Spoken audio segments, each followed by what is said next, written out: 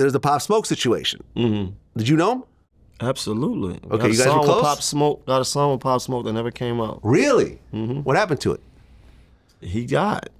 But I mean, you still have the song. I still have the song. I went and did a video for the song after he died, right?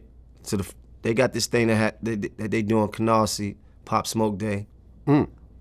I went and shot a video over there the first year that they did Pop Smoke Day. So he died in 2020.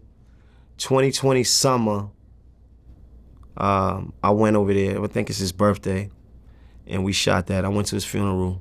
You know, he's a little homie, man, and it's unfortunate. I seen him right before that. You know, we was because he had just dropped the project. It's a video of me and him dancing and having fun. Yeah, we got a song. Never dropped it. I sent it to you. Yeah, man. I spoke to him maybe a week before he died, because me and him were trying to get an interview, and we kept, whenever I would call, he'd pick up. Right. Like, yo, I'm in New York, where you at? I'm in LA. Ah, fuck. Because I wanted to be face-to-face with him. Right. Because I felt he was an important artist. Absolutely. I didn't want to just do it remotely, which I do sometimes. I'm like, I want to, then I'd be like, oh, I'm in LA, I'm in New York. And we kept doing this for like 2 months. Then I remember when he dropped the shit with Travis Scott, I called him and I'm like, bro, congratulations. Like, how big of a look is this? Travis Scott's like the biggest rapper in the world right now, and he did a whole project with you? Like, yo, like, you're really blowing up. He's like, yo, thank you so much. Where are you at? New York. I'm like, ah, damn it. All right, yo, let's just keep in contact. We gonna do this. He's like, yo, we gonna do it. And then out of nowhere. Yeah, unfortunately. The robbery, once again, a robbery turns into a murder. You know, this is why I never go live with my location. I never, you don't know what kind of car I drive. You don't know where my house is. I live in a gated community. I'm aware of these types of things. You know, when you heard about the murder that happened, what'd you think? I was highly bothered because he was special. Yeah. He was one of them. And I understood his energy, man. And you know, I like to see the young niggas come from my city, to come from my borough. I love to see them flourish. You know, I'm always gonna root for Brooklyn. You know what I mean? And watching him, come up and seeing it actually happening for him, and he was special. And I was just saying something to one of my little homies the other day. I was like, "Their Pop was special." Like, I went back and I listened to the album that came out after he died, because he was on something. And he said to me, yo, my album, I'm on some different shit. And what he was talking about was the melody and the singing to the girls, and it was different, Yeah. And so I was when I got that text that morning, I was like, nah. Sometimes you get texts in the morning to say some shit that ain't true. I said, nah. And I looked and it was true, man. So I was just as sad as everybody else. Yeah. I mean, like I said, I never got to meet him, but we talked multiple times. He was special. Like, yeah, he's special. When you see everyone wearing Dior right now, that's Pop Smoke. He's the one that, no. Listen, Pop Smoke, listen. Dior has been a designer brand for a long time, but he popularized in the hip hop community. No, not true at all. Really? Absolutely. He had songs called Dior. I never really saw anyone weering Dior until he started rapping about it. Yeah, you're not from Brooklyn neither. It's a Brooklyn thing? No, what I'm saying is that all right, fair enough. It was a time when Dior wasn't hot. Right? It was years ago. Dior wasn't the shit. Yeah. And then it came back. He was a manifestation of it being the shit. So he's rapping about something that's the shit. In Brooklyn? No, in the culture, not just Brooklyn, but in the culture. Like, Dior had become one of that brand that everybody was on. So he rapped about it because it was that shit. You know what I'm saying? And it resonated because everybody was wearing it. He didn't. I don't want to say that he made Dior hot, because I feel like Dior was already, at that time when he said that, it was already a thing. You know better than me. From the outside looking in, he was the first prominent rapper that I heard mentioning it. But people was already, Dior, fair enough. Right. Fair enough. I'll back off this claim. You know better than me. Listen, I'll back off the claim. I love Pop Smoke to death. I can't attribute him making the brand pop when that was the whole reason of him saying it, because it was lit. It was reactive to what was already happening. Right. That's the reason why he's talking about it, because it's lit. When you saw the interview with one of Pop Smoke's killers on No Jumper, what'd you think? I wasn't surprised. Meaning? We live in a time where it's like you can almost expect anything. You know, I heard people say, "Oh man, why would they do an interview with him? Like, what he got to say?" And I'm like, man, like, are we really surprised? Like, you know, who's gonna hold those ethics? People want a story. People want to drive traffic to their platforms. Like, who's really gonna, you know, people want to hear what people want to hear what he has to say about that night. Yeah. So I wasn't surprised about it at all. Yeah, I mean, I was offered that interview as well, Mm-hmm. and I turned it down. Right. Me and Adam had a conversation about it before it happened. And what he said? He said he's going to do it. I said, go ahead and do it then. You know, that's your choice. Because I've interviewed Sammy the Bull, killed 19 people. You know what I'm saying? Like, I'd be a hypocrite to condemn Adam for doing something that, you know, I have done.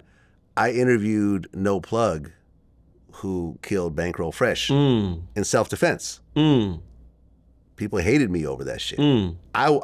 What Adam went through recently was what I went through some years back, to the point where me and Charlemagne stopped talking for a couple of years.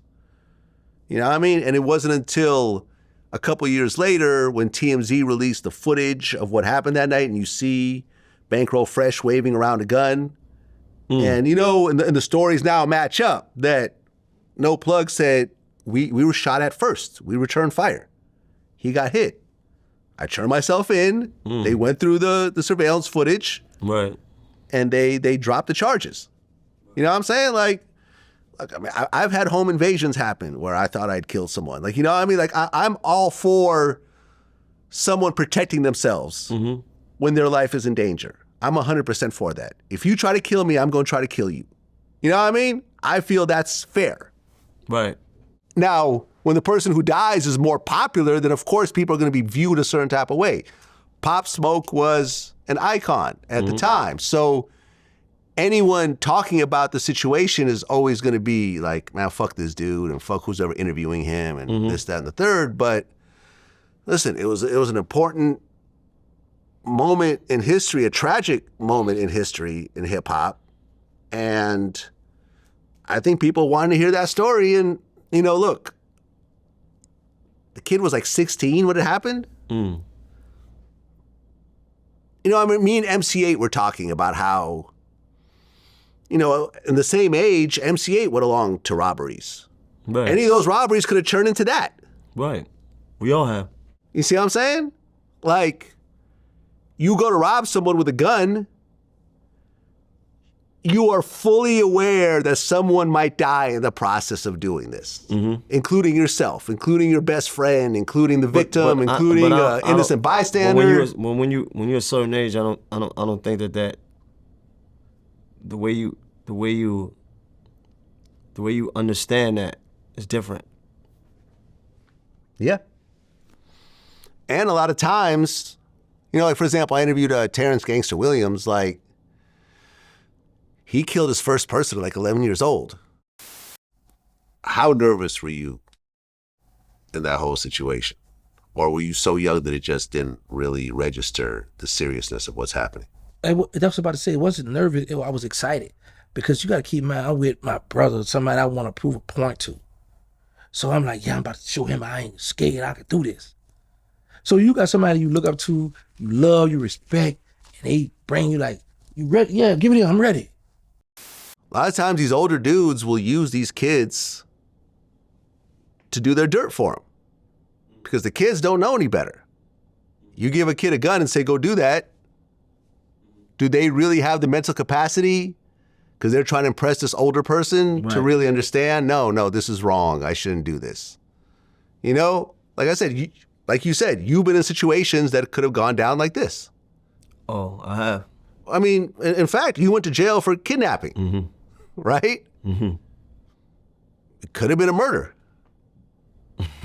If, you know, certain things didn't go a certain type of way, like, Yeah. it is what it is. Right. So, you know, you got a kid who's 16, who's affiliated with the gang, was probably high as hell, because he looked high as hell in the interview. You know, I didn't really watch it. I caught some of the clips. I didn't really. I watched the whole thing. Yeah. I mean, the thing is, people are trying to frame it as, because at one point he said, "Well, I don't have any regrets," and people like kind of harped on that part. But what he said was, "Well, I can't regret anything that I've already done, but I do feel bad for his family, and I wish it." You know, he said that? Yeah. Yeah, he said, I do have my condolences to his family. You know what I'm saying? I wish it never happened, but I can't regret what's already happened because I was taught that you can't regret the past. Like, it just is what it is.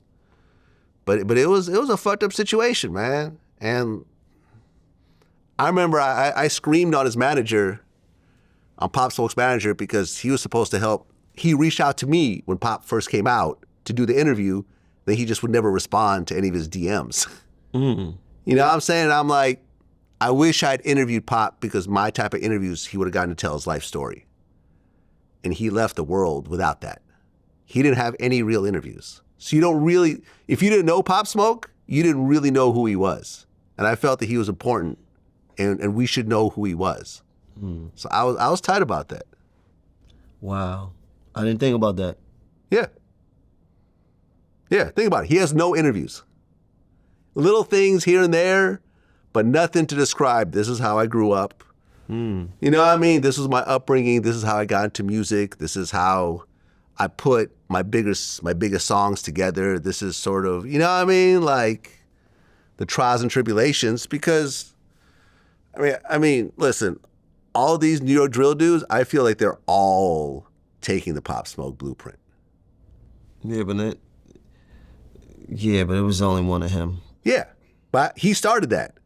The drum patterns with those bass lines that kick in, like everyone started doing that, including Travis Scott. Travis Scott was getting on Pop Smoke's wave. That's why I did the project with him. Yeah. Crazy. Yeah.